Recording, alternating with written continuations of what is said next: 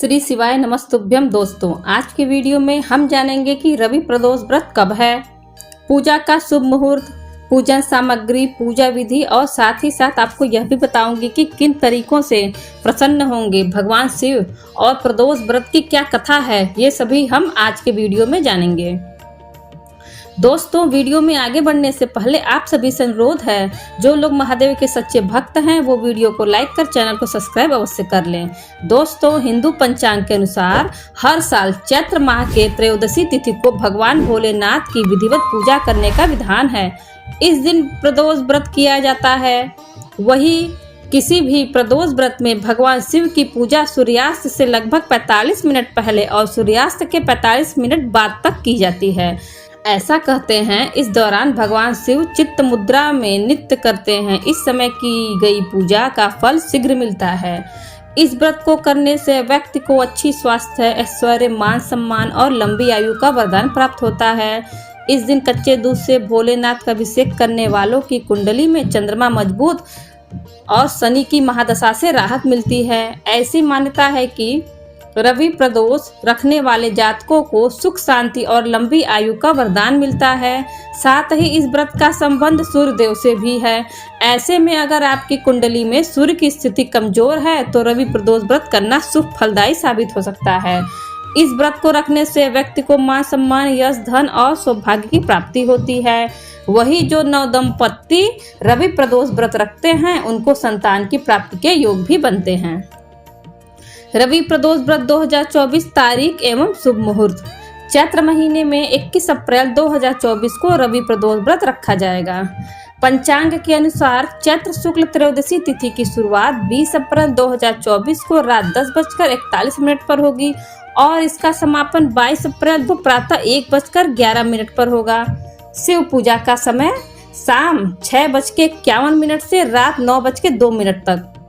यह व्रत रविवार के दिन है, इसलिए इसे रवि प्रदोष व्रत कहा जाता है। रवि प्रदोष व्रत की पूजा विधि। प्रातः नित्य कर्मों से निवृत्त होकर स्नान आदि करके स्वच्छ वस्त्र धारण करें।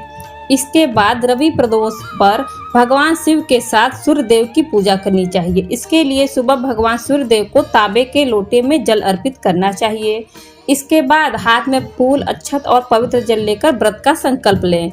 व्रतधारी को रवि प्रदोष व्रत के दिन एक जल से भरा हुआ कलश, बेलपत्र, धतूरा, भांग, कपूर, सफेद पुष्प व माला, आंकड़े का फूल, सफेद मिठाई, सफेद चंदन, धूप, दीप, घी, सफेद वस्त्र, आम की लकड़ी, हवन सामग्री तथा आरती के लिए थाली आदि सामग्री एकत्रित कर लें। अब शिव जी का पूजन विधि पूर्वक पूजन करें। दिन भर मन ही मन शिव का प्रिय मंत्र ओम नमः शिवाय का जाप करना चाहिए। इसके बाद नंदीश्वर बछड़े को जल एवं दुर्वा खिलाकर स्पर्श करें। इस व्रत में भोजन बिल्कुल भी नहीं किया जाता, क्योंकि यह व्रत निर्जला किया जाता है। इस तरह पूरे दिन उपवास करने के बाद सूर्यास्त के कुछ देर पहले यानी शाम के समय दोबारा स्नान करें और साफ वस्त्र धारण करें। दोबारा पूजा वाली जगह को शुद्ध करें।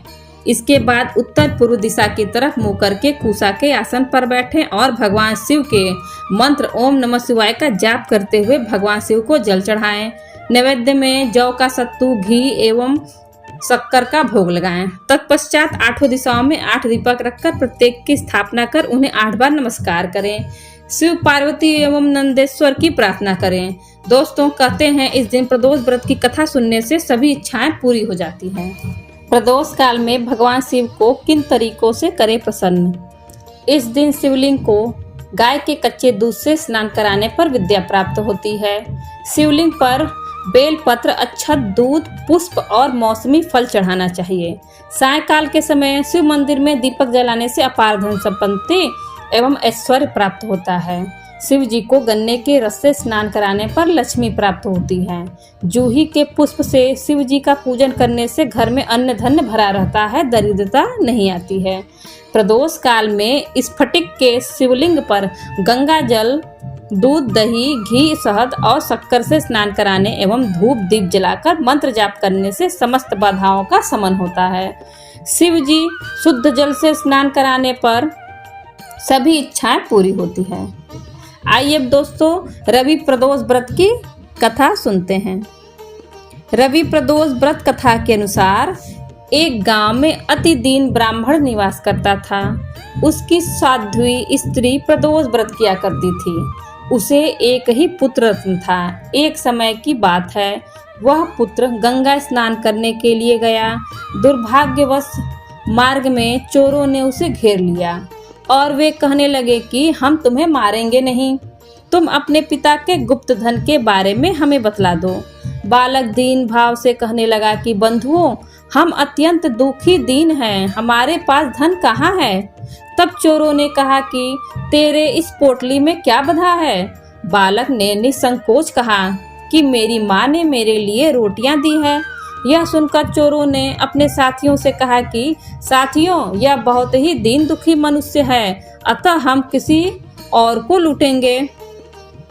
इतना कहकर चोरों ने उस बालक को जाने दिया। बालक वहां से चलते हुए एक नगर में पहुंचा। नगर के पास एक बरगद का पेड़ था। वह बालक उसी बरगद के वृक्ष की छाया में सो गया।